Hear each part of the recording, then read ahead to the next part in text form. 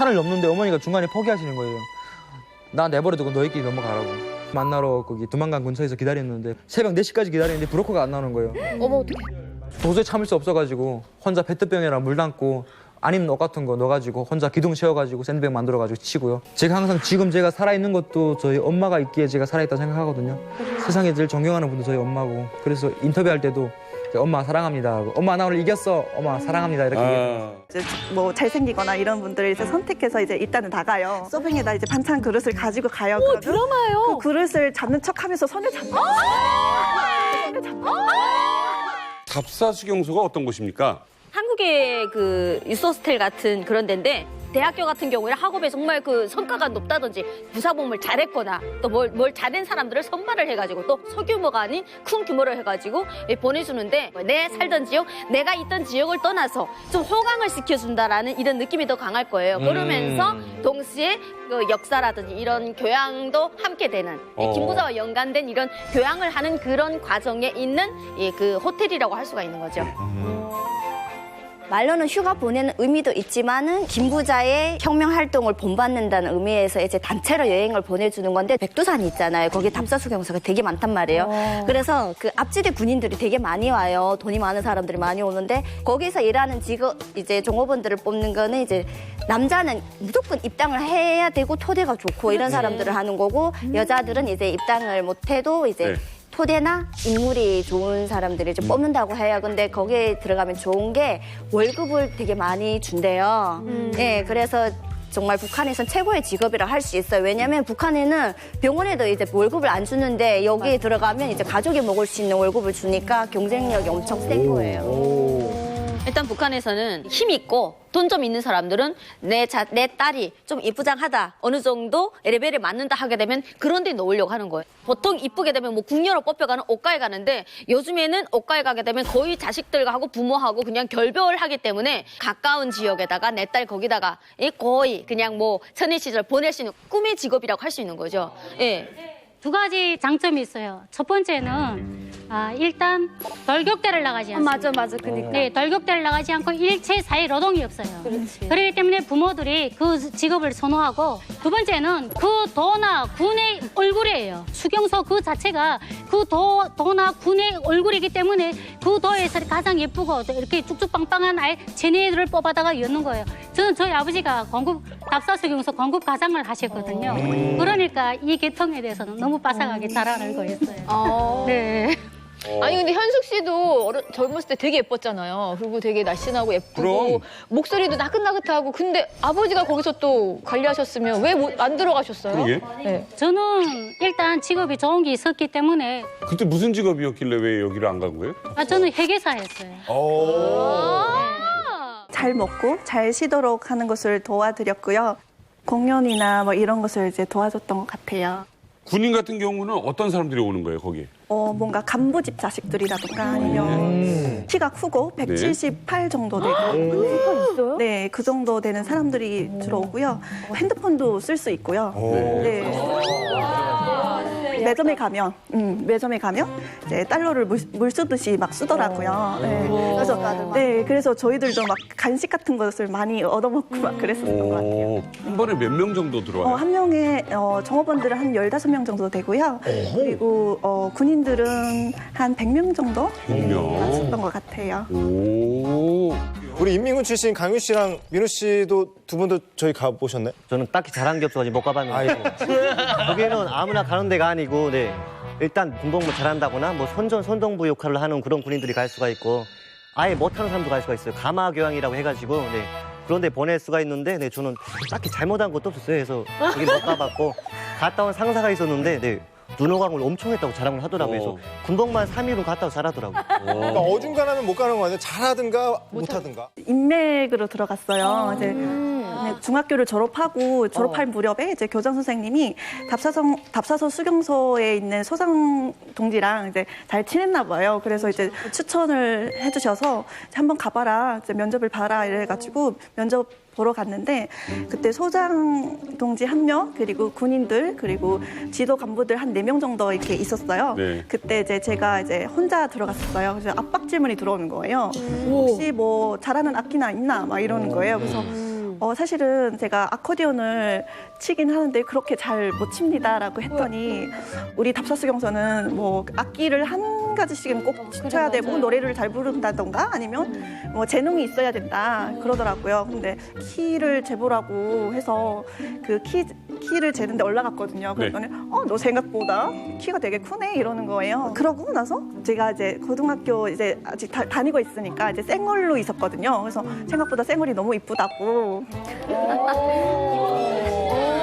와, 은근 지자랑을. 결국에는 아까 아코디언 얘기가 본인이 얼굴로 뽑혔다라는 걸 더 강조하기 위함이었죠. 그렇죠. 괜히 물어봤네. 그리고 아코디언도 썩 잘하지 못한다고 해서 유연주도 피해가고. 두마리 토끼 잡아. 머리 잘 씁니다. 머리 되게 생각보다 똑똑합니다. 키 크고 생각보다 쌩얼이 이쁘다고. 아니, 독특하네요. 오, 와. 소름 끼쳤어. 아무튼 좋은 백을 딱 안고 들어갔고 네. 압박 질문을 잘 피하신 거예요. 네. 공연도 있고 저렇게 아름다우신 분들이 많다고 하니까 저도 한번 방문을 한번 해보고 싶은 생각이 있는데 네. 인민군 분들이 오면은 우리 진아 씨 보면 난리 났을 것 같아요. 솔직히 좀 뭐 일화 같은 거 있으면 얘기 좀 해주세요. 솔직히 말해서 이제 정업원들이 15명 있다고 하지 않았습니까? 근데 이제 15명 중에서 다 예뻐요. 이제 보초소는 직원분들도 다 예쁘고 그리고 제일 인상 깊었던 것은 초국당 비서와 이제 그 선물공장 지배인 딸이 있습니다. 그때 초국당 비서의 딸은 좀 되게 종업원들 중에서 제일 우두머리라고 해야 되죠. 이제 뭔가 아코디언을 특별하게 잘 쳐가지고 잘 이제 연주를 해서 막 뛰면서 아코디언을 쳤거든요. 어머머머머머 세상. 소리마다야. 막 진짜 그 정도로 진짜 잘했거든요. 그래서 선물공장도 지배인 딸은 2월 16일 되면 이제 선물을 이제 가져와요. 그래서 이제 막 종업원들 함께 넣어놔서 같이 먹고 막 그랬던 것 같아요. 네. 아니 근데 보니까 거기 예쁜 여자 많은데 가서 예쁜 여자 많이 봤어요? 작업 벌었을 것 같아요. 그러려고 돈까지 고이고 갔나 봐. 거기 가면은 옷차림부터 틀려. 일단 옷차림이 틀리고 특히 강사 여자들은 도끼털 만드는 거 모자라. 맞아요. 군복 도끼털 그리고 맞아요. 가면은 탁 돌아보잖아요. 그러면은 저 여자 내 여자야 막 찍어.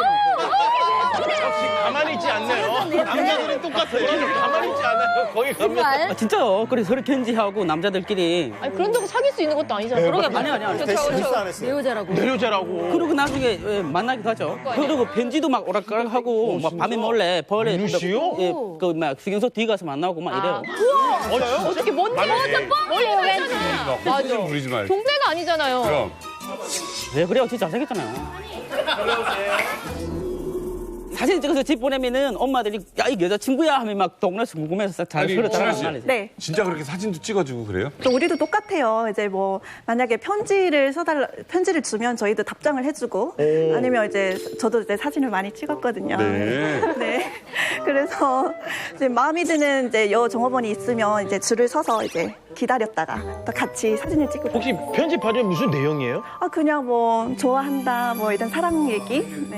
네. 너무 마음이 들었다. 뭐. 아니 근데 이렇게 썸 타는 얘기 들으니까 너무 막 설렘설렘하고 그러는데 이게 남녀가 그런 곳에서 어쨌든 편지도 오락가락하고 왕래가 있으면 그냥 그게 끝은 아니겠죠. 뭐 또 다른 게 있겠죠? 뭐 역사? 역사. 어떤? 히스토리.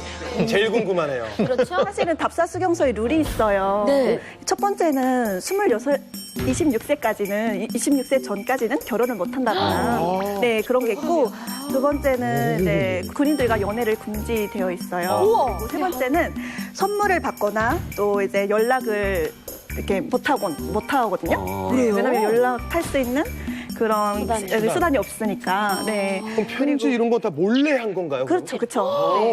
위험을 감수하고도 I love you 몰래 받고. 네. 그리고 만대산 답사수경서에서 이제 듣거나 이렇게 보고 배운 것을 이제 외부에서 노출시키지 말 것, 뭐 이런 거. 네. 외부에서만 못하지 한국에서는 해도 되는 거죠? 그럼요.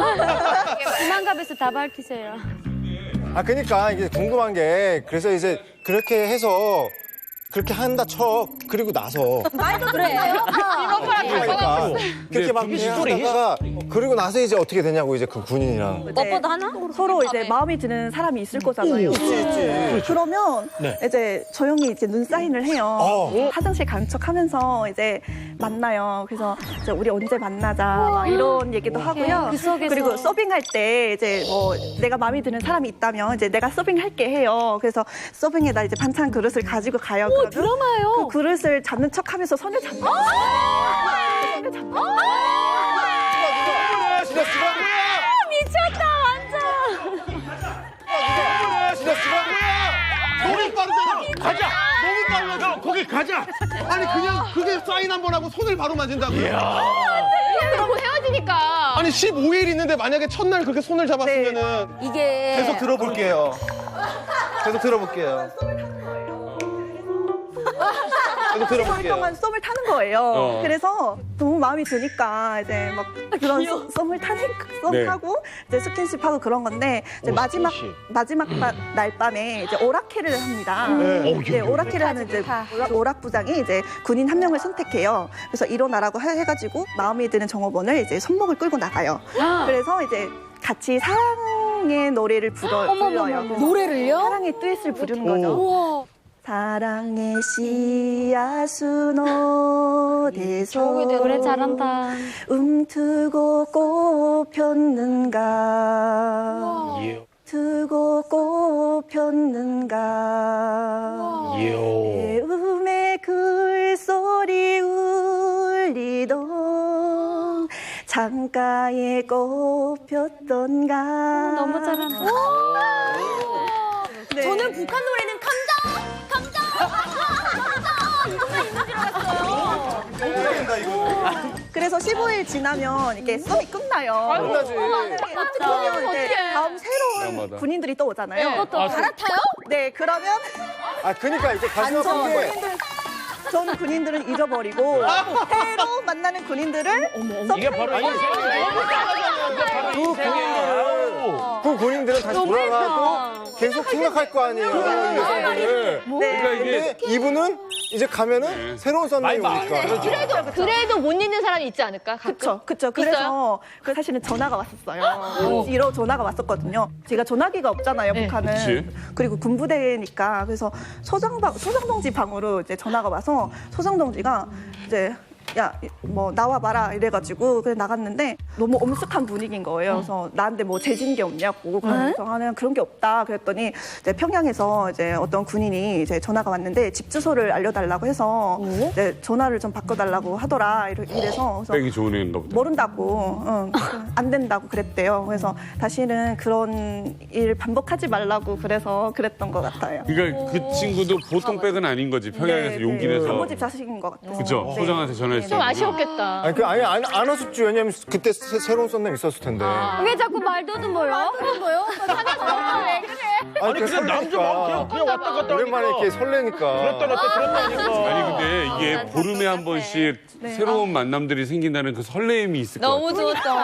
아니 너무 쿨한 것 같아요. 진짜 그런 사람 한 명도 슬퍼요, 없어요? 우리. 솔직히 그분 되게 마음이 들었었거든요. 그래서 이제 사실은 이제 화장실 간 척 하면서 이제 만났었는데 이제 나 진짜 좋아한다고 이제 내가 전화를 하면 꼭 받으라고 해서 했는데 이제 전화가 와서 너무 이제 마음이 너무 아팠어요. 그러면 진짜 손 잡는 거 조금 더 가는 사람도 있어요? 아 그거 되게 진짜 너무 좋아해.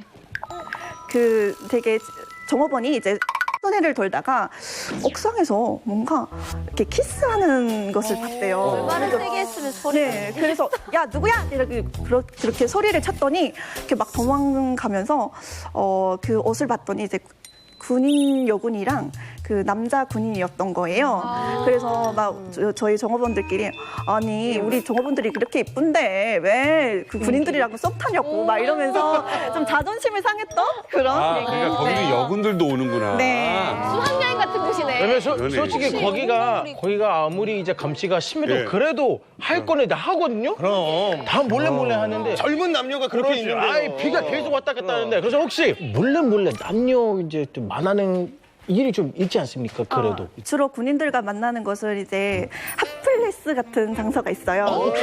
있구나. 그게 뭐냐면 답사수경서의 뒷골목 그 되게 화장실? 되게 뭔가 이제 우스스한 그런 골목길이에요. 어두컴컴한 데구나. 딱 좋네요. 네, 거기서 이제 러브콜이 군인들이 러브콜이 많이 들어와요. 그러면 저희 종업원들은 선택할 수 있는 권한이 있어요. 네, 그래서 저희가 이제 뭐 잘생기거나 이런 분들을 이제 선택해서 이제 일단은 나가요. 네, 어디서 만나자 해서 그 답사수경서 뒷골목에서 만나요. 그러면 이제 손을 잡아요. 손을 잡고 이제 저 좋아하는데 이제 좀 사귀었으면 뭐 만나고 싶다 막 이런 얘기를 해요.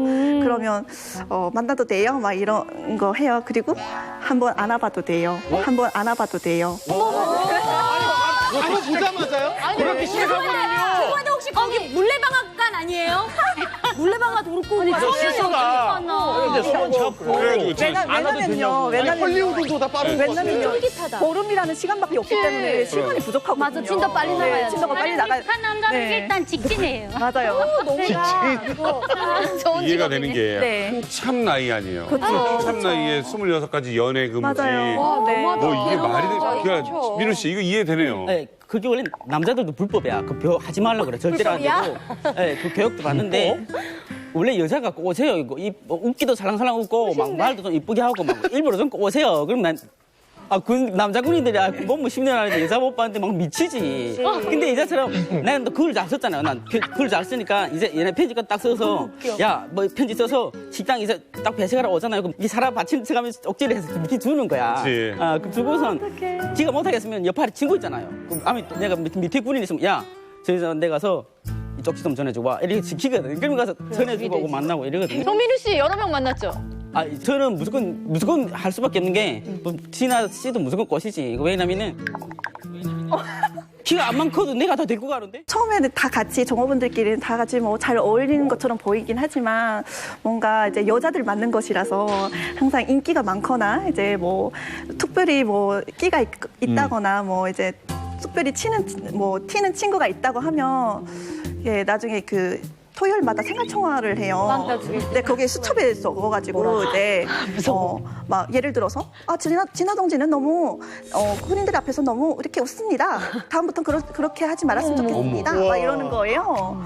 그래서 너무 어이가 없잖아요. 네, 웃는 것도 뭐라고 하니까. 네. 그 안에서 또 어떤 일이 있어요? 군인들이 선물을 줘요. 그러면 이제 선물을 저한테 주면 이제 종업원 언니들이랑 다 같이 나눠 먹거든요. 근데 그것도 호상비판에 올린 거예요. 어머머머머머 말도 그래서 안 돼. 진짜 너무 원래 받으면 안 되는 규율이 있으니까. 네, 근데 아니, 그 간식 좀 먹었다고? 네, 근데 똑같이 언니들도 같이 먹었어요. 같이 먹었는데? 네. 그런데 그걸 뭐라고 하는 거야? 예를 들면. 간식을 받으면 안 되는데 이제 진아 동지는 이런 간식을 왜 받는지 모르겠다. 뭐 이러면서. 먹어놓고. 그러면 진아 씨는 뭐라고 해요? 그래서 아니 저는 그냥 고개를 푹 숙이고 그냥 다음부터는 안 그러겠습니다 이러고. 네. 언니도 시켰잖아요. 이렇게 말하면 안 돼요? 그러면 안 돼요. 그러면 안 되면 그렇게 하면 계속 세워놓고 이제 잘못했다고 할 때까지. 네. 아니 근데 저 궁금한 게 그곳에서 26세까지는 네. 결혼 금지 모든 그렇죠. 룰이 26세였잖아요. 네네네. 그럼 26세가 되면 뭐 퇴직을 하는 건 아니잖아요. 퇴직을 해야 될 수밖에 없어요. 왜냐면 그래요? 나이가 들면 북한에서는 26살부터는 결혼을 많이 하니까. 네. 그러면 퇴직과 동시에 26세부터는 자유로운 자유죠, 예. 결혼도 할 수 있고 연애도 할 수 있고. 네, 그쵸. 전화 오셨던 분은 26세 이후로 어떻게 만나보시려고 노력을 안 하셨나요? 찾을 길이 없었어요. 아이고. 저도 모르고 하니까. 지금도 요즘 조금 생각이 나세요? 에이, 얼마나 많은데 여기서. 저기 윤진아 씨 마음에 들죠? 아니 지금 한번 떠보는 거예요. 제가 이제 퇴직 전에 탈북을 했어요. 그래서 제 어머니 건강이 많이 안 좋으셔가지고 이제 이렇게 한국에 오게 됐는데 이제 간호사의 꿈을 안고 이제 학교 공부를 하면서 낮에는 알바하고 이제 뭐 저녁에는 좀 공부를 좀 위주로 주로 하면서 이제 월급이 만약에 200만 원이다 하면 진짜 150만 원은 저축하고 이제 50만 원은 생활비를 쓰면서 악착같이 벌어서 네 지금 대학교를 졸업했습니다. 대학교를 졸업하고 이제 소박한 꿈이 있다면 이제는 좀 한국에서 좋은 사람 만나서 네. 혜리 씨는 어쩌다가 그 양강도 해산의 장사의 신이 되셨나요? 장사의 신이 되려고 해서 된 건 아니에요. 저희 집이 엄청 잘 살았는데 가봐 엄마가 물건을 잘못 받았어요. 네. 그 물건이 통신선이었어요. 아, 그 선 피복 네, 벗겨서 네, 그 맞아요, 속에 맞아요. 네네. 구리선 같은 거 네네, 따려고 맞아요, 그랬구나. 맞아요. 근데 북한에서 통신선을 잘못 받으면 큰 처벌을 받아요. 그래서 통신선을 받았는데 그 받는 거를 동네에 누군가가 봤나 봐요. 어이구야. 봐서 그거를 신고를 했어요. 안전부에. 그 통신선 주고받고 한다는 걸? 저희가 밤에 자고 있는데 문을 막 두드리는 거예요. 그래가지고 보니까 안전원이 3분이 오셔가지고 엄마를 이렇게 족쇄를 사가지고 데려갔어요. 통신선을 카텍 수색을 해서. 어디로 갔어요, 엄마는? 시안정부에 잡혀갔어요. 거기 잡혀가면은 교화소에 한 10년은 가야 되고 아예 못 나올 수도 있는 곳이었어요. 통신선이기 때문에. 엄청나게 잘못된 거. 엄마를 빨리 꺼내와야 되잖아요. 꺼내와야 되니까 집을 팔았어요. 집도 팔고 뭐 가전제품도 다 팔고 이렇게 해서 할머니 집에 살면서 동생 2명이 있었는데 동생 2명이 굶을 수는 없잖아요. 그래가지고 그때부터 제가 이렇게 장사를 하기 시작했어요. 어떡해. 몇 살 때예요? 14살 때였어요. 중학교 1학년 나이에 네. 가장이 된 거예요? 네네. 어떤 장사? 그리고 제가 할 수 있는 게 집에 돈이 없다 보니까 돈이 적게 들고 조금 그 남은 거를 팔다가 못 팔면 먹을 수, 끼니를 내올 수도 있는 게 음식 장사였어요. 그래가지고 인조기업 장사부터 시작했어요. 또 뭐 팔아봤어요? 순대 장사도 해보고 그다음에 파고철 장사도 해봤어요. 파고철을 넘겨서 이렇게. 14살이에요? 네네네. 그걸 어떻게 어디서 모아가지고 그걸 힘들게 끌고 다녔어요? 머리에 이구 그 뭐지 세수하는 그 소래가 있어요. 그래서 소래에 파고철을 담아가지고 몰래 이렇게 이구가 뭐 쌀처럼 이구 가서 그 위원이라는 데가 있어요. 거기 가가지고 팔고 이렇게 했어요. 14살 꽃혜리는 엄마 분장 덕분에 매출이 2배로 뛰었다. 엄마 분장이요? 엄마 분장을 했는데 왜 매출이 2배로 뛸까요? 과일 장사 할 때였어요. 과일 장사를 그 물건을 받으러 가는데 물건을 하나를 받으려면은 싸우고 막 힘들게 받는데 제가 어리다고 해서 무시하고 막 이렇게 하면서 어린 게 왜 여기 와서 이런 물건을 파냐고 그랬었어요. 그날 물건을 받아서 팔아야만이 그렇죠. 제가 동생들하고 우리 가족이 먹고 살 수 있는데 그 물건을 못 팔고 울면서 집에 가서 한참 생각을 했어요. 내가 어떻게 해야 우리 동생들을 밥을 먹일까 생각을 했는데 그래 엄마 옷을 입고 나가자 이렇게 해서 다음날 엄마 옷을 입고 엄마 수건을 쓰고 나갔어요. 그날 그렇게 무시를 안 당하고 백살구를 받아가지고 한 개를 팔 걸 2개, 3개를 팔아가지고 다 팔았어요. 매출이 2배로 뛰었죠. 오! 우와. 어쨌든 간에 엄마 분장을 할 수밖에 없었네요. 그러니까 어린애가 들어갔다가는 무시당하니까. 네, 맞아요. 거기에서 그 물건을 받지 못하면 그걸 팔지 못하면 안 되니까 엄마 분장 화장도 막 하고 이랬어요. 엄마 일부러 또? 네, 일부러. 네. 혜린 씨가 14살에 중고 장사했어요? 중고 장사는 18살에 했어요. 왜냐면 공업품 장사잖아요. 공업품 장사는 자기네들끼리 이렇게 여기로 말하면 이렇게 조합 같은 게 있대요. 그래서 거기 들어가려면 그 텃세 때문에 못 들어간다는 거예요. 근데 그런 억척센 그런 아지미들 속에서 이렇게 얌전한 아가씨가 할 수 없는 일이거든요. 그러니까 그때는 이분이 이중인격자인 건지 그게 좀 궁금해질 정도로. 저분이 뭐 진심으로 저런 목소리 내는지 모르겠는데 그러면 장마당 가게 되면 저런 분들이 이래요. 이렇게 총각이 지나가잖아요. 언제 봤더니 반말 바로 해버려요. 삼촌 아유 이거 적금사 막금사 얼마 하면서. 그러니까 이게 뭐냐면 네 다른 데 돌아다녀도 이 첫 가격이 마지막 가격이다. 그러니까 나 한 대 팔아라. 이래 적금사 막금사다. 아유 삼촌이 오라 앉아라 막 이래. 그리고 나 봤어 누구요? 너써 이러거든요. 그렇게 돼. 삼촌이 그러지. 미안. 삼촌이 그러지. 미안. 그러지 말라. 이거 적금사 막금사 나도 네 같은 아들 있다. 막 이러면서 그래요. 그 목소리가 장사한 사람 같지 않네. 목소리가 아니 근데 장사한 사람 맞아요. 몰라 이런 분들이 장사 기질은 짱이에요. 아무리 소리가 높다고 하더라도 물건을 못 파는 사람들이 있는데 그럼. 조곤조곤하면서 엄청 잘 팔아요. 여러분들은. 목소리가 정말 센 사람이 있고 천성적으로 약한 은하처럼 이렇게 약한 애들 있잖아요. 근데 목소리 센 사람이 아무래도 손님을 더 끌게 돼서 지나가는 건 삼치 내가 삼치 야 삼치 야 가게 맛있어. 본거 같아. 야내 땀으로 죽여서 이런단 말이야. 그러면 이 목소리 약한 애들이 그런단 말이에요. 내 거 최고로 줬어. 장만하기 최고로 줬어. 그러면 옆에서 내 것도.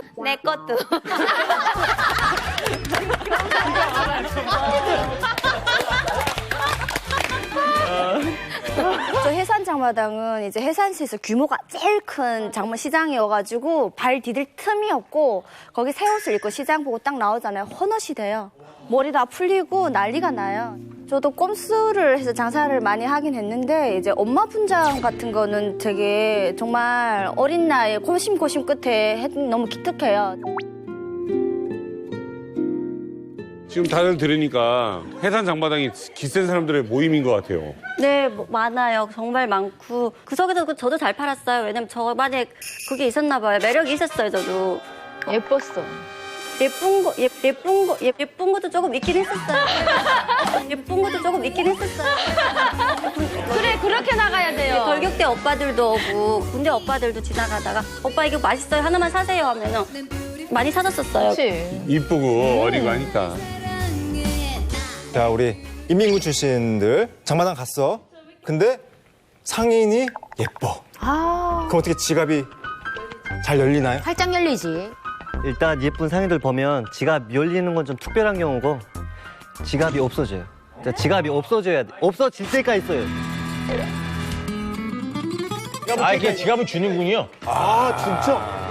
이쁜 여자가 있었는데 이쁘지는 않았었는데 이쁘게 보였어요. 아무튼. 그게 무슨 말이야? 갈 때마다 술하고 안주를 사요. 안주를 사는데 술하고 안주를 따로따로 사요. 한 번 가서 한 번 사면서 보고 그다음에 또 가서 또 보면서 또 사고 이런 식으로 하면서 네, 자주 접촉을 하려고 네, 일부러 노력을 합니다. 네. 돌격대만의 그런 삐리 같은 게 있어요. 돌격대 여자들은 조금 미안하지만 좀 까마짭짭하거든요. 그리고 손이랑 근데 이렇게 저렇게 다소곳이 앉아 하게 되면 딱 가서 다리를 이렇게 쫙 벌리고 앉아갖고 그 앞에 딱 앉아갖고 얼마요? 이러면서 딱 이렇게 눈 각도로 마주 보면서. 그런 거 진짜 선수 같아. 갑자기. 네, 공감해. 정말 그렇게 하고 그래요. 물건을 사면서 나랑 사귀자고 그런 말도 많이 해요. 위력이 오빠 위력이다. 위력이 아니야? 옷 장사를 되게 잘하셨을 것 같아요. 왜냐면 이렇게 보통 언니들이나 이제 여성분들이 이렇게 옷 보러 가면은 옷만 보는 게 아니고 그 파는 사람도 같이 보잖아요. 그렇지. 맞아. 그 사람은 어떻게 입었나. 그치. 중요해요. 네. 직접 입고 팔았어요? 네, 저는 볼로 받으면 한국 옷들이 많아요. 줄이 막 3개 가고 일단 예뻤어요. 근데 그게 한국에 와보니까 제일 잘 팔린 옷이었어요. 그게 한국 물건 일단 다 나가요. 그리고 안 팔린 옷이 이렇게 막 촌스러운 거 핑크색 막 이런 거 있잖아요. 안 나가서 근데 그거를 제가 입었어요. 입으니까 지나가던 언니들이 언니 옷 예뻐요 이러고 사가지고 간 거예요. 직접 마네킹이 되신 거네요? 네, 마네킹이 돼서 정말 열심히 그거 팔았어요. 팔아가지고 돈을 많이 벌어서 중국에 일단 2만 원을 모아놨었어요. 저 같은 경우에는 이면수를 팔았어요, 시장에서. 이면수 많이 사시네요. 이제 군인들이나 돌격대 이제 오빠야들이 이제 시장에 오면 삼촌, 일로 와, 내 거 좀 사시오 그래요. 그러면 저한테 살짝 미소를 주면 이제 둘러보고 다시 오는 이제 그런 사람들이고 그냥 얼핏 보고 가는 사람은 이제 안 사는 사람이에요. 그래서 저는 그렇게 해서 많이 팔기도 했는데 또 한 번 당한 적이 있어요. 어떻게 당했냐면 16살 때예요, 그때. 시장에 내려가려면 이렇게 되게 경사가 있어요. 거기를 이제 이면수 소래를 이고 동생 손을 잡고 이제 핑크색 추리닝을 딱 입고 머리 고착제 싹 하고 예쁘게 하고 지금 내려가는데 뒤에서 엄마가 따라오고 이랬었단 말이에요. 군인이 2명이 딱 마주오는 거예요. 어떡해. 걔네는 이렇게 올라오고 저는 내려가고 이런 상황이었는데 저보고 싹 웃더라고요. 그래가지고 내가 오늘 예쁘게 하고 나왔으니까 이제 아가씨 보고 웃는구나 하고 저도 같이 웃어줬거든요. 그런데 이렇게 스치는 순간에 손으로 이면수를 2패를 딱 훔쳐간 거예요. 그래가지고 눈 뜨고 코 나는 그것도 모르고 그냥 웃으면서 지나가는데 우리 엄마가 뒤에서 따라오면서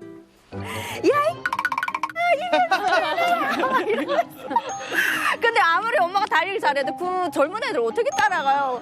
걔네는 웃으면서 씨야 잘했으라고 이러고 막 도망가더라고요. 아, 뒤에서 어머니가 안 봤으면 몰랐었겠네요? 모르고 그렇게 하고 이제 시장에 가면 이면수가 없는 거죠. 그때 아는 거죠. 그런 상황도 있었어요. 저는 90년대 말에 삼지연에 그때 6.18 돌격대가 처음 왔어요. 근데 그때 달걀 장사가 엄청 된다 해서 처음으로 달걀을 가지고 갔어요. 근데 어떤 그 젊은 그 사람이 오던 게 야, 양강도 여자들 하면은 감자만 후후 불어먹어서 입이 쑥 나오고 강준표가 쑥 나왔는가 했는데 생각 외로 이목구미가 뚜렷하고 진짜 예쁘다는 거예요.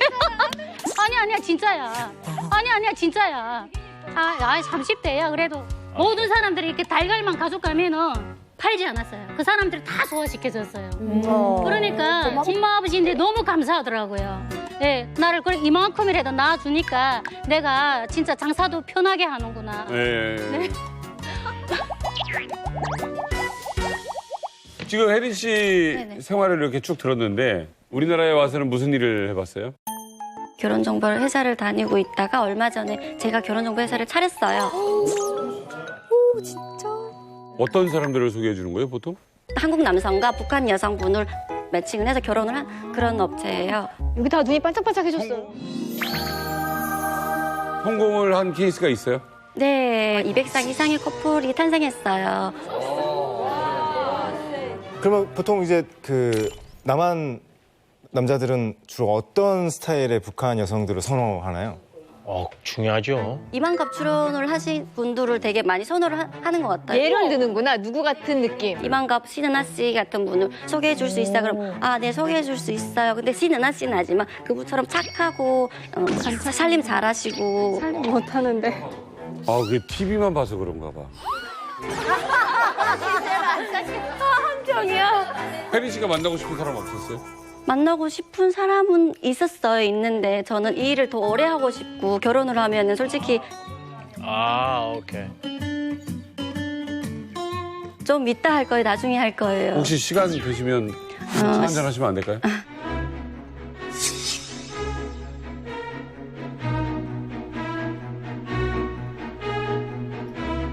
차는 나중에 할게요. 나중에 하고 먼저 저희 여성 회원님들이 정말 예쁘시고 착하신 분들이 많으니까 그 여성 회원님들을 먼저 만나보세요.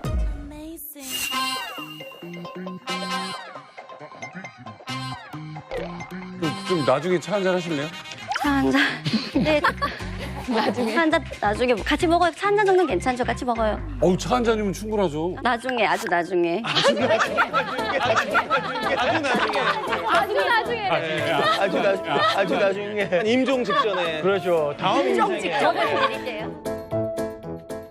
프로가 되신 지가 제가 고등학교 다니면서 운동을 시작했고요. 그리고 프로 된 지는 지금 이제 8개월밖에 안 됐습니다. 그러니까 이제 작년에 막 이제 프로가 되신 18년. 네, 18년에 프로 됐고. 일본 선수랑 붙었잖아요? 네.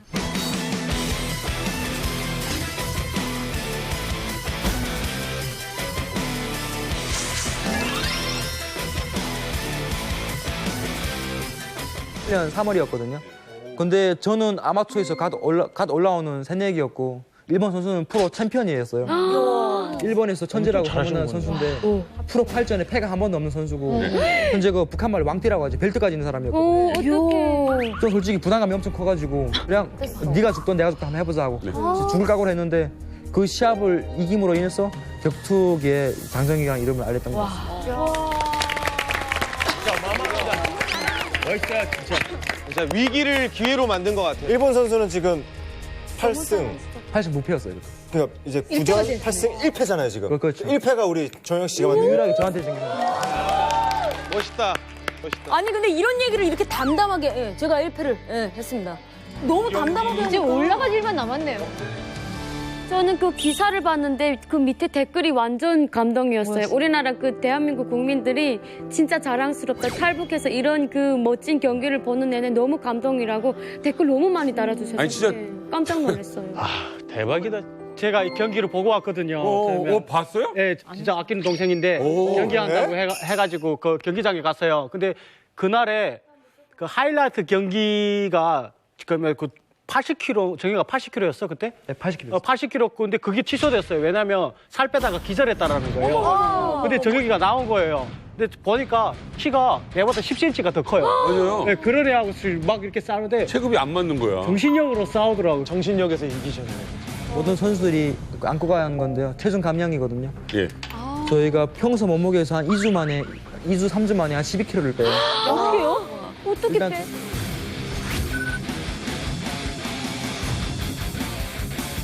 저희는 수분 감량도 하고 진짜 그 일반인들이 생각하는 거 다이어트가 아니고 감량이거든요. 기운이 마- 빠지지 않아요? 기운이 엄청 빠지죠. 그때 할 땐 진짜 밤에 잠도 못 자요. 너무 배고파가지고. 마지막에는 수분도 빼가지고 진짜 살기 싫고요. 잠도 못 자고 하루에 5kg 빼거든요. 마지막 이틀 전에요. 하루에 5kg는 어떻게? 하루에 5kg? 어떻게 빼요? 그러면 힘이 안 생기는데 왜 살을 빼야 돼요? 제가 쉽게 설명해 드리자면 네네네. 평소 몸무게가 한 70kg 되신 분이 시합은 한 60kg 정도 뛰신다고 보시면 돼요. 제가 평소 몸무게가 78에서 80 정도 나가는데 제가 시합 70kg 뛰거든요. 보통 프로 선수들은 10kg 정도 감량합니다. 감량하는 이유가 다른 게 아니고 좀 더 유일한 조건으로 싸울 수 있기 때문에. 근데 이제 막 프로가 되셨잖아요. 네네. 아직은 좀 경제적으로 좀 힘들 것 같은데 어떠세요? 일단은 이게 격투기 한다면 이제 친구들도 그렇고 지인들이 돈을 되게 많이 번다고 생각하거든요. 현실은 진짜 그 상상 그 진짜 제가 처음에 받은 파이트 머니가 28만 원이에요. 네. 1번 챔피언을 케어를 시켰는데 28만 원 주더라고요. 맞아요. 지금 현재는. 두 번째도 28만 원 주더라고요. 네. 그래서 되게 경기를 많이 하고 또 챔피언 이겼으니까 너 한 몇백만 원 받지 않냐 했는데 현실은 그게 아니거든요. 그래서 전 시합 잡히면 시합에만 하루 3탕 운동하고요. 아침, 점심, 저녁으로 운동하고 시합 없을 때는 아침에 러닝하고 6시에 일어나서 러닝하고 또 아르바이트도 하고 진짜 또 부지런하시다. 저녁엔 또 운동하고 이런 식으로 시간 보냈던 것 같습니다. 정혁 씨는 뭐 아르바이트는 어떤 아르바이트를? 저는 일단 그 수산시장에서 새벽 2시에 나가서 5시까지 그 물고기 그 정리하는 거 있지 않습니까? 그것도 하고 그리고 뭐 아파트 하는 데도 하고 여러 가지 그런 일이 생기면 하는 것 같아요. 일단 제가 기본적인 종목은 운동이니까 운동을 최우선으로 하되 그리고 일단 경제적으로도 살아야 되잖아요. 그러니까 돈이 생기면 다 하는 편인 것 같습니다. 잠은 언제 자요? 잠은 그냥 뭐 하루에 1-2시간 자고 그렇게 한두 시간? 네. 진짜 고생하네. 근데 거기다 운동까지 하면은 그 운동이 몸에 돼? 더 해로울 것 같은데. 그래도 제가 그냥 꿈이 있다는 게 행복한 것 같습니다. 여기 멋있다, 야. 오늘 형 잘 만났어요.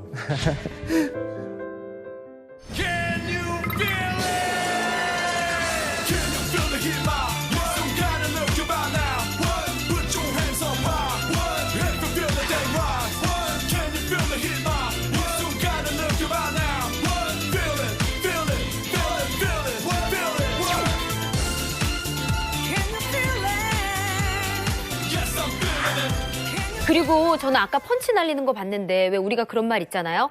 될성 부른 나무는 떡잎부터 알아본다고. 지금 제가 딱 봤을 때 제2의 김동현, 추성훈 진짜 그 뛰가 넘을 것 같아요. 제2 코리안 좀비. 네. 가능성이 좀 엿보이는데 북한에서도 좀 운동을 좀 하셨나요? 북한에서 운동을 한 적이 없고요. 일단은 제가 운동보다는 싸움을 많이 했던 것 같습니다. 왜냐하면 저희 어머니가 제가 태어나서 한 반년 만에 저희 아빠랑 이혼하셨거든요. 그래서 어머니가 반년 만에 이혼하셔가지고 그 친정집으로 올라오셨어요. 그때 저를 데리고 오셨거든요. 아빠 없는 소름이랑 또 어머니도 또 장사 때문에 집에 안 계셔가지고 본능적으로 강해져야겠다 이런 생각 때문에 또 스스로를 되게 좀 강하게 좀 잘하고 싶어가지고 되게 많이 싸움도 많이 하고 남들한테 지는 게 싫어가지고요. 아빠 없어서 무시받는 게 싫어서 좀 많이 운동도 많이 하고 하면서 혼자 그렇게 강해졌던 것 같습니다. 이거 뭐 싸움을 많이 했다라고 하는데 네네. 뭐 어떤 일이 있어요 예전에? 저희 학교 뭐 아침마다 그 운동장에서 무슨 뭐 달리기 같은 것도 많이 하고 그런 거 많이 하거든요. 근데 학급 반장이 있었어요. 저 학급 반장 아니었는데 학급 반장애가 다른 애들한테는 막 줄 똑바로 서라고 막 큰소리 치는데 저한테는 뭐 못 그러는 거예요.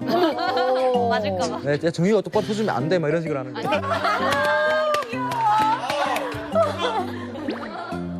그런 거 있어 반에서 괜히 맞아. 떠든 사람 이름 적는데 이렇게 눈치 보이고. 내 이름만 안 적고 이런 거. 맞아. 그럼 뭐 어떻게 이제 그 탈북하게 된 거예요?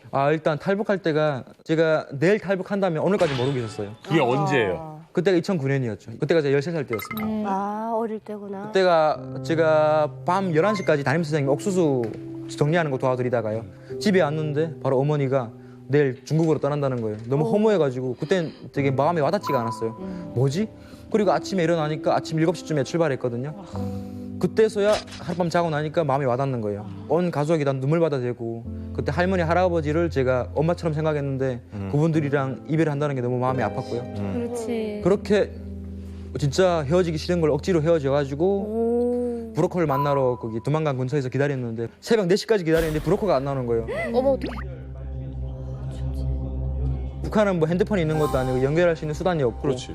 약속 시간 동안 기다려야 되는데 브로커가 일이 생겨서 안 나와가지고 이런. 저랑 엄마가 그 논밭에서 막 쭈그리고 기다리고 있는데 웬 남자 3명이 걸어가고 있는 거예요. 한 4m 옆으로. 전 브로커인 줄 알고 엄마 저 브로커 왔어 소리 지르려고 했는데 엄마가 부르지 말라고. 북한 그 저희를 잡으려는 군인들. 그래서 지금 듣는데도 지금 약간 소름이 돋아. 3m 지나가서 바로 옆을 지나간 건데. 그러니까. 우리가 아예 상상할 수도 없는 공포잖아요. 체감할 수 없는데 그럼 어떻게 브로커는 잘 만나셔서 잘 된 건가요? 그리고 한창 있다가 거의 새벽이 돼서야 브로커가 온 거예요. 그렇게 엄마만 믿고 그 중국 땅에 들어왔는데 엄마랑 이별 당했어요. 그 브로커가 얘기한 걸 제가 들었는데 저희 엄마 같은 경우는 그 북한에서부터 좀 얼굴이 좀 이쁜 편이셨어요. 그래서 북한 그 처녀들이 팔려가는 거 가격만큼 받을 수 있다고 하는 거예요. 임신매매 하시는 분들이. 근데 저 같은 다 큰 아들이 있으니까 팔려가는데 좀 많이 힘드셨죠. 그래서 브로커가 저는 저대로 팔아버리고 엄마는 엄마대로 팔아버리라는 거예요. 어머 기다리기 세상에 시작해요. 어떡해. 거의 한 일주일 정도 떨어져 있었는데 제가 생각보다 덩치가 커가지고 저를 필요로 하는 중국 분이 없으셔가지고 부담스러워요. 네. 그래서 진짜 운 좋게 다시 엄마랑 합치게 된 거죠. 와 대박이다. 극적이다 진짜. 만약에 제가 어딘가에 팔려갔으면 지금 어딘가서 진짜 죽었는지 살았는지 저는 모르겠습니다. 엄마를 다시 못 만나는 거죠. 세상에. 사실 그 저도 이만갑을 통해서 그 북한 여성분들 인신매매 뭐 그런 얘기도 많이 들었었는데 여성분들만이 아니라 어린아이도 인신매매를 해요? 일단은 그 탈북민들이 중국에 넘어가게 되면 그 순간부터 상품이에요. 근데 어린 아이들은 상품 가치를 못 하는 거예요. 그러니까 젊은 여자가 제일 상품 가치를 많이 하고 남자 아이들 같은 거는 도움이 안 되는 거예요. 그러니까 그런 사람을 대부분 이런 뭐 인력 시장이라든가 어린 그런 논밭이라든가 이런 데 동원시키고 일을 시키려고. 예. 그리고 처음에 그 증인을 한 건데 증언을 한 내용인데 그 거기서 현장에서 도망친 사람인데 어두운 시장에도 많이 팔려가요. 꽃제비들은. 그게 뭐 이런 피검사 같은 걸 해갖고 장기라든가 이런 게 맞는 사람이 나타날 때까지 거기서 키우는 거예요. 그래갖고 팔고. 장정혁 씨는 혹시 이거 참 말씀드리기 뭐하지만 인신매매를 이렇게 현장에서 들었어요. 근데 돈 금액도 얘기를 하던가요? 일단 그 저희 엄마 같은 경우는 그때 제가 10년이잖아요. 10년 전에는 여성분들 같은 경우는 한 3만 원? 좀 아주머니들 같은 경우는 한 2만 원 안 되고요. 15,000원 정도. 중국 돈에? 네, 중국 돈으로. 그렇게 알고 있고요. 그리고 저는 팔리기 전이어가지고 저는 얼마에 팔지는 아직 못 들었던 것 같습니다. 저는 이제 인신매매 얘기를 들었는데 되게 놀랐거든요. 사람을 그냥 물건처럼 이제 갖다 파는 자체가 너무 못된 거예요. 근데 보니까 그래도 이제 그 정혁 씨 같은 경우 운이 좋게 어머니랑 다시 만났잖아요. 진짜 운이 좋은 케이스. 그렇죠. 그럼 이어서는 어떻게 중국 생활을 어떻게 했습니까? 일단 저희가 중국 거 런영성이라는 데 갔는데요. 심지어 IQ가 진짜 초등학생 수준도 안 되는 사람한테 어머니가 팔려가신 거예요. 어머니는 저 때문에 그런 사람들한테 무시받으면서 그걸 감수하셔야 했던 거죠.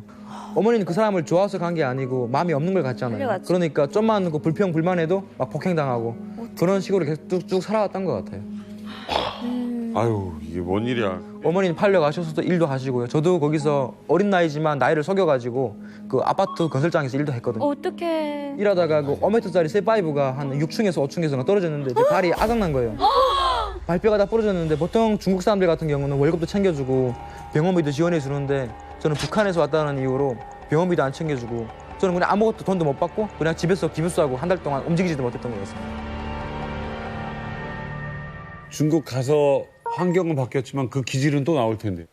그 중국 애들한테도 막 엄청 많이 무시받고 많이 맞았거든요. 애들이 심지어 얘기하는 게 여긴 너 하늘이 아니고 우리 전화 한 통만 하면 너는 바로 북한에 복송되지 않냐. 야비한 것들. 네가 우리한테 할 수 있는 게 뭐냐. 근데 진짜 억울한 게 뭐냐면 제가 그 애들을 못 이겨서 맞는 거면 억울하지 않을 텐데 진짜 한 주먹거리도 안 되는 애들한테 막 엄청 맞아야 되고 신고할까 봐. 성인들도 또 많이 때렸어요. 협박 아닌 협박이지. 그 운동은 어떻게 시작했어요? 그때는 뭐 전문적으로 배운 것도 없고요. 진짜 도저히 참을 수 없어가지고 혼자 페트병에랑 물 담고 아니면 옷 같은 거 넣어가지고 혼자 기둥 세워가지고 샌드백 만들어가지고 치고요. 와. 그렇게 스트레스를. 네네. 중국 생활이라는 게 저희가 숨어 살아야 되는 생활이니까 도저히 거기서 미래가 없고 또 할 수 있는 게 없어가지고 또 저희가 지내면서 개만 짖어도 막 뒷문으로 도망가고 옥수수밭에 숨어 있고 그랬거든요. 3년 넘게 살았는데 하루도 마음 편하게 잠을 자본 적이 없어요. 그래가지고 남한행을 선택했던 거죠. 진짜 그 숨어 있는 기분은 불안불안하죠. 아 진짜 말로 표현 못할 것 같습니다. 그럼 이게 말이 그렇지 그게 상상이 안 되네 아예. 그리고 저희가 탈북을 열심히 해가지고 남한으로 선택했거든요. 중국을 거의 뭐 대중교통 이용해가지고 가로질러가지고 뭐 버스 타고 뭐 차 타고 해가지고 왔는데 중국 그 국경에서 태국 그 라오스를 가는 거 산을 하나 넘는 게 있어요. 한 7시간에서 6시간 걸리는데 저희 어머니가 예전에 한번 북송당하신 적이 있거든요. 네. 중산 그 감옥에서 3년 넘게 계셨 거의 4년 정도 계셨거든요. 진짜 오래 있었다. 그 중산이라고 하면 제가 뭐 중산이 감옥은 아니지만 되게 엄청 진짜 힘든 그런 감옥으로 알고 있어요.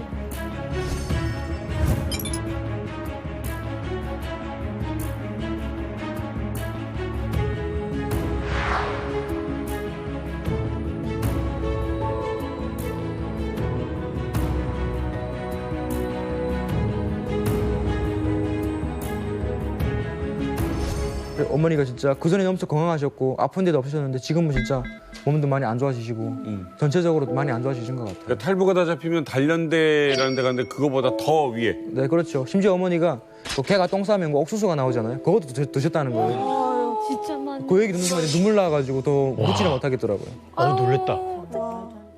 제 친구도 부부가 함께 탈북을 했으니까 그러니까 한국 기도행은 아니었는데 중국에 친척이 있다 보니까 중국에서 살다가 북송을 당했는데 온 가족이 탈북해서 중국에서 살았다는 이유로 남편은 중산교도소로 가고 여자는 또 따로 제 친구는 정거리 교도소로 갔어요. 근데 그때 당시에 남편의 나이가 31살이었어요. 근데 둘 다 5년형을 받고 왔는데 똑같이 5년 만에 땅 하고 떨어져서 왔는데 얘가 조금 늦게 왔나 봐요. 남편이 먼저 출소를 해가지고 나왔는데 거기 도착해서 3일 만에 그 제 친구가 집에 도착하기 딱 5일 전에 사망을 했대요. 어떡해. 그러니까 이 정혁 씨의 어머니가 거기에서 3~4년을 사시고 살아오셨다는 거 정말 아들 때문에 살아오셨다는 게 가언이 아닌 거예요. 예, 30살에 예, 청장년도 견디지 못하고 와서 바로 죽는 거예요. 진짜 어머니가 거의 뭐 살아 못 나오실 것도 진짜 저 때문에 참았다고 하시더라고요. 그 힘든 생활을. 그 산을 넘는데 어머니가 중간에 포기하시는 거예요. 나 내버려두고 너희끼리 넘어가라고. 근데 그때까지 중국에서까지 저희가 안전한 상황이 아니잖아요. 그래서 울면서 엄마 짐을 제가 다 메고 죽어도 같이 죽고 진짜 살아도 같이 살자고 울면서 같이 넘었던 것 같아요. 아유 진짜. 그때가 몇 살 때였어요, 성혁? 그때가 제가 아마 15살 때였죠. 그리고 저희가 일단 라오스를 지나서 태국을 또 건너가야 되는데 브로커가 얘기해 준 게 있거든요. 태국에 가면 무조건 경찰을 찾아라. 그럼 우리는 안전하다 해가지고 그 주유소에 갔어요. 넘어가가지고 말도 안 통하는데 뭐 손짓 발짓 하면서 경찰서에 가가지고 어떻게 해가지고 그분들이 경찰 불러주신 거예요. 그래서 태국 경찰의 안내에 따라 갔는데 그 실제 죄인들이랑 사람 죽인 죄인들이랑 있는데 저희를 넣어버리는 거예요. 그때는 또 여자분들이랑 남자분들은 따로따로 넣어가지고 저는 실제 그 사람 죽이는 사람들이랑 같이 같은 방에 있었는데 그 중에 그 중국에서 그 마약을 하다가 그 잡히신 분이 계세요. 태국 분인데 그분이 중국어가 되시는 거예요. 저랑 중국어로 얘는 뭐 경찰을 3명을 총으로 쏴 죽였고 얘는 뭐 누굴 죽였고 어떡해. 이걸 다 중국어로 얘기해 주시는 거예요. 그러니까 그걸 알아듣는 순간 더 무서웠던 거예요. 어떡해. 유치장이래 유치장. 그걸 왜 얘기했대? 실제 죄인들이랑 눈치 없이. 거세짐. 그리고 저희가 또 감옥을 퇴소할 때 전 진짜 저 발목에 족쇄를 채우는 거예요. 족쇄를 채우는 거예요. 족쇄? 네. 실제 죄인들한테. 그리고 저는 솔직히 어려가지고 설마 채우겠냐 했는데 엄청 두꺼운 족쇄를 발목에 채우더라고요. 어느 정도 이게 중간에 사슬이고요? 되게 무거웠어요. 기억이. 진짜 양발에? 무거웠어요. 네, 되게 두꺼운 무슨 잘못을 했다고. 길이는 어느 정도 되는 거예요? 이 정도 된 것 같아요. 이 정도. 그러니까 이렇게 걷기는 그럴 수 있게. 그래서 제가 나오는 모습을 어머니가 보신 거예요. 막 우시는 거예요. 진짜 어린 애한테 족쇄를 채우니까 어머니가 엄청 마음이 아프신 거예요. 어떡해. 그걸 왜 채워요? 무슨 족쇄냐면 그 10mm 철근을 수직으로 된 철근이에요. 그리고 발을 기계라 넣어요. 그렇게 되면 그 기계가 이렇게 쪼여요. 그래서 동그란 원을 만들어요. 근데 그 기계가 잘못만 탈선되게 되면 그 기계하고 새가 땅 튀어버리면 발도 나갈 수 있는 상황. 어떡해. 근데 이게 왜 거기에 들어가냐면 거의 탈북민 90%가 그 코스를 걷잖아요. 중국, 라오스, 태국. 근데 여자들은 잘 모르겠고요. 남자들 같은 경우에는 거기에 들어가게 되면 불법으로 태국에 입국했다라는 이유로 죄값을 치르는 겁니다. 와. 그게 치앙라이 교도소예요. 근데 그게 치앙라이 교도소는 대부분 일반 범죄자들이에요. 특수법 뭐 폭행도 있고 뭐 문신한 사람들도 있고 별의별 범죄자들이 다 있어요. 여기에서 12일 동안 그 죄값을 치르고 다음에 어딜 가면 이민수용소, 난민수용소로 가는 거예요. 이게 방콕 난민수용소인 거예요. 이게 망명 신청이 아니라 네. 그러니까 미입국한 죄인으로 일단 그렇죠. 그래서 거기에 있는 기간이 13일인데 그게 13일 내내 족쇄를 채우는 게 아니고 들어가서 그 경찰서로 또 재판을 받습니다. 나름의 거기서 그 형식이 있는데 재판 받고 이동하고 오고 할 때마다 그 족쇄를 채우는 거예요. 그러면 그걸 걸게 되면 드르륵 끌고 다니는 게 있어요. 가운데 세 줄이 80이거든요. 그래서 거기라 너무 소리 나니까 끈을 매요 가운데라. 그래갖고 사람들이 걸어요. 왜냐하면 그걸 끈을 매서 들지 않게 되면 무거워서 걸지 못해요. 쩌럭쩌럭 이렇게 소리 내. 왜요? 그 특히나 이제 보면은 저희가 이제 태국 수용소에 갔잖아요. 그러면 제가 가고 싶은 나라를 이제 선택을 해요. 근데 이제 만약에 우리는 이제 한국을 가잖아요. 그러면 이 한국 기행이면은 저희는 이제 한 달에 한 번씩 빨리 뽑아져요. 근데 만약에 난 미국 가겠다, 일본 가겠다 이러면 그쪽에서 받아줄 때 이제 가야 되기 때문에 3년 내지 5년 있는 사람들도 있고 제가 갔을 때는 8년 있는 사람들도 있고 8년 있는 사람들도 있고 8년? 어디 가려고? 그래서 왜 어디 가냐고 물어봤더니 미국에 갔는데 미국 쪽에서 아직 그게 그 승인이 안 나가지고 못 가는 상황이라고 하더라고요. 전화만 거의 지금 8년 동안 하고 있대요. 어머니 그때 혹시 편찮으시진 않았어요 거기서? 그때도 이미 그 예전에 감옥 생활 하신 그 데미지 때문에 당시에 네 몸이 많이 안 좋으셔가지고 네. 그 걱정 많이 했습니다.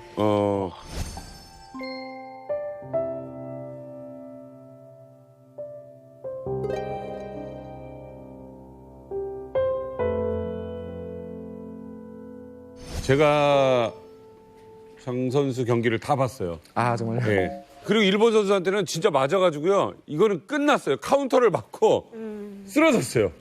근데 또 일어나더라고요. 그때 무슨 생각으로 일어난 거예요? 일단 그동안 해왔던 게 여기서 무너지면 다 억울할 것 같고 제일 그렇죠. 중요한 거는 여기서 뭔 일을 하면 탈북할 때 북한 군인들이라고 생각했어요. 여기서 뭔 일을 하면 저랑 엄마는 잡혀서 북송된다 이런 생각하니까 일어나게 되더라고요. 그렇게 일어났던 것 같습니다. 그 상대편 선수도 한번 제대로 걸렸어요. 넘어지더니 또 일어나더라고요. 그걸 또 달려가서 또 패더라고요. 완전 저거 봐야 되겠다. 정신력에서 이기셨네요, 진짜. 소감 얘기할 때 어머니 얘기했잖아요. 저는 일단 인터뷰에서 제가 항상 지금 제가 살아있는 것도 저희 엄마가 있기에 제가 살아있다고 생각하거든요. 세상에 제일 존경하는 분도 저희 엄마고 그래서 인터뷰할 때도 엄마 사랑합니다 하고 엄마 나 오늘 이겼어 엄마 사랑합니다 이렇게 얘기해요. 엄마가 너무 고생하고 있어서 엄마 고생 그만했으면 좋겠다고 하면서 인터뷰를 했는데 많이 울었어요. 사실 봤어요. 그렇게 울면서 인터뷰하는 게 흔한 일은 아니거든요. 네. 왜 이렇게 울었어요 그때? 일단 제가 운동을 시작하면서 고등학교 때 학교를 다니면서 새벽 6시에 일어나가지고 고등학교를 제가 졸업증을 없잖아요. 고등학교 졸업해야 되니까 3년 동안을 아침 6시에 일어나서 오전 수업만 듣고 학교 선생님들이 감사하게도 배려해 주셔가지고 오후에는 선수부 훈련을 할 수 있게 해주셨어요. 엄마. 오후에 선수부 훈련하고 저녁 11시 반 12시까지 운동했거든요. 그렇게 기숙사에 들어오면 새벽 2시 하루에 4시간도 못 자면서 3년 동안 시간 보냈었거든요. 그리고 체육관 선배가 제가 사회생활 경험도 없는데 20살에 그 체육관 전문적으로 제 소속이 있잖아요. 소속팀에 들어갔는데 한 50명 정도 계셨는데 압박을 엄청 주시는 거예요. 진짜 제가 막내갖고 청소 다 하면서 제가 다 혼자 이겨냈어요. 그때 그 시합 이김으로 인해서 여러 가지 그런 감정이 막 벅차 올라가지고 진짜 그냥 진짜 엄청 좋기도 하고 슬프기도 했던 것 같습니다. 많이 울었어요. 네, 진짜 많이 울었어요. 이제 그 이기시는 걸 어머님이 이제 좋아하시게 되는데 그래도 어머님들이 이제 그 격투기나 싸우는 거 별로 안 좋아하시잖아요. 맞아, 반대하실 것 같아. 그렇죠. 반대도 하실 거고 이제 위험하다고 이제 말리는 건 없었어요. 일단은 저희가 저랑 엄마가 좀 저희는 평범한 삶을 살고 싶었는데 북한에서도 좀 그렇고 중국을 걸쳐서 대한민국에 와서까지 고생 많이 했는데 저 평범하게 살면 안 되겠냐. 근데 저 엄마한테 엄마 나 꿈이야 진짜 열심히 하고 싶어 했는데 엄마가 많이 반대하고 계셨거든요. 근데 1번 챔피언을 엄마가 보는 앞에서 케어시키는 모습 엄마가 보셨잖아요. 그때 이후로 남보다 더 열심히 해라 이렇게 근데 딱 경기 끝나고 지는 웃음에 이렇게 왔는데 여기가 피가 툭툭 터져 있는데 나겠지, 그럼. 그거 보니까 너무 가슴 아프더라고요. 아, 그 경기가 그렇게 된 거예요? 네. 왜 이렇게 울어요 또? 저 선수 엄마를 내가 엄마라고 생각할 때 엄마가 얼마나 가슴 아프겠습니까? 자기 자식이 매를 맞는데 그 우승을 떠나서 그 엄마 그 심정을 생각했을 때 그 가슴도 아프고 눈물도 나고 진짜 그 무심히 보고 그 내 해석거리를 봤는데 그 한 장면 한 장면에 그 선수들이 피와 땀이 이렇게 있다는 걸 생각할 때 너무 가슴 아파요. 어찌 보게 되면 뭐 대한민국에도 정말 한국에도 유명한 선수들, 멋진 선수들이 많잖아요. 근데 정혁이가 어찌 보면 탈북민 3만 3천 명의 희망이고 또 맞아요. 정말 자랑이잖아요. 그래서 정말 잘 됐으면 좋겠어요. 너무. 길에서 싸우면 수갑을 차는 거고 링에서 싸우면 벨트를 차는 거예요. 너무 멋져. 형님 무조건 이제 그 디자인할 때 이제 그 이마갑 남이성 무조건. 정혁 씨 앞으로의 꿈은 뭡니까? 일단 아까 말씀드린 것처럼 저희도 할 수 있다. 저희 세터민들도 목숨 걸고 왔지만 힘들게 왔지만 물론 여기 분들보다 저희는 뭐 넘어오신 분들이 뭐 1년 되신 분도 있고 10년 되신 분들도 계시잖아요. 근데 그 시간이 중요한 게 아니라 더 열심히 하면 되고 열심히 하면 꼭 성공할 수 있다는 걸 보여드리고 싶고요. 저희도 할 수 있다는 자신감을 저희 세터민들한테 좀 심어드리고 싶습니다. 그리고 어머니한테 되게 좀 효자손 아들 되고 싶고요. 그리고 어머니 마지막으로 어머니 사랑합니다.